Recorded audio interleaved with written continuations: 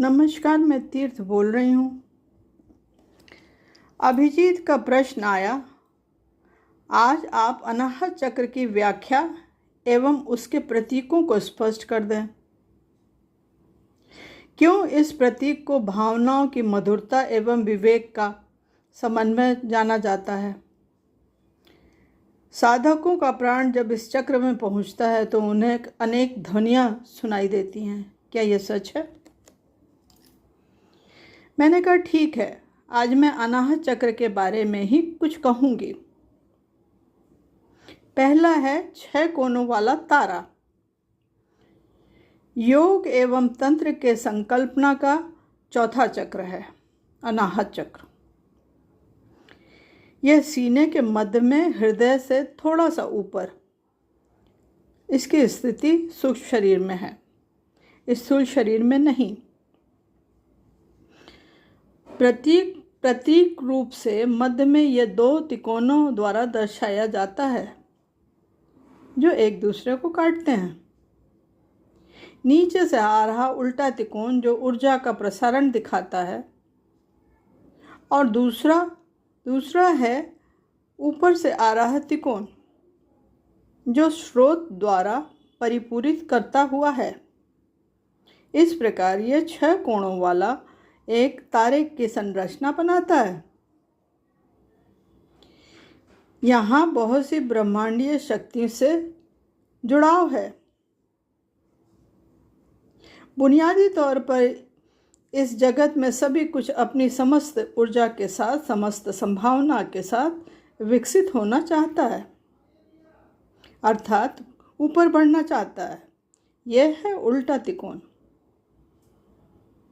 और दूसरा तिकोन सीधा तिकोन जो स्रोत द्वारा परिपूरित है। प्रत्येक जीव विकसित होना चाहता है। मनुष्य यह विकास 2 तरह से करता है, पहला सचेतन होके और दूसरा बिना सचेतन हुए, या यूं ही सृष्टि उसे विकसित करती है। दूसरा है 12 पंखुड़ियों वाला कमल दल। दिव्य गुणों का प्रतीक प्रेम, अनुकंपा, दयालुता, स्पष्टता, परमानंद, शांति, सुव्यवस्था, क्षमा भाव, सुनिश्चितता, शुद्धता, एकता तथा सज्ञान दर्शाता है। अनाहत ध्वनि। अब हम अनाहत ध्वनि के बारे में जानें। जब अनाहत चक्र विकसित होने लगता है, प्राण का प्रवाह उचित रूप से उसमें होता है, तो अनेक प्रकार की ध्वनियों का प्राकट्य होता है।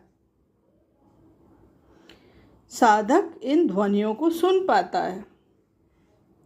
ये ध्वनियाँ मध्यम तथा तीव्र दोनों ही तरह से होती हैं।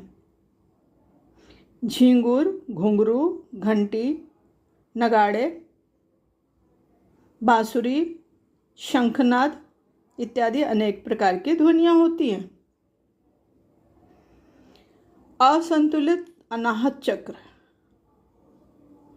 यह अशुद्ध एवं असंतुलित होता है, तब भावनाओं का असंतुलन, विश्वासघात, क्रोध, कड़वाहट तथा अलगाव का अनुभव होता है, और दुख, घृणा, ईर्ष्या इत्यादि प्रदर्शित होता है। अन्य प्रतीक। तीसरा प्रतीक है देवता, भगवान शिव, माता पार्वती। चौथा है पशु, हिरण, जो एकाग्रता का प्रतीक है। 5वां रंग, इसका रंग हरा है। इसके जागृत होने पर मनुष्य की एकाग्रता बहुत बढ़ जाती है। वह अपने संकल्प से कुछ भी कर सकता है। पशु पक्षियों की भावनाओं को भी समझ सकता है। छठा है इसका तत्व।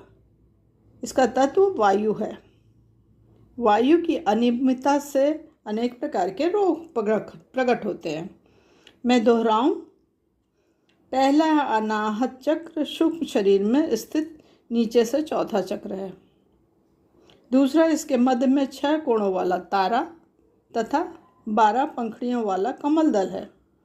तीसरा, शुद्धि की अवस्था में अनेक ध्वनियाँ साधक को सुनाई पड़ती हैं।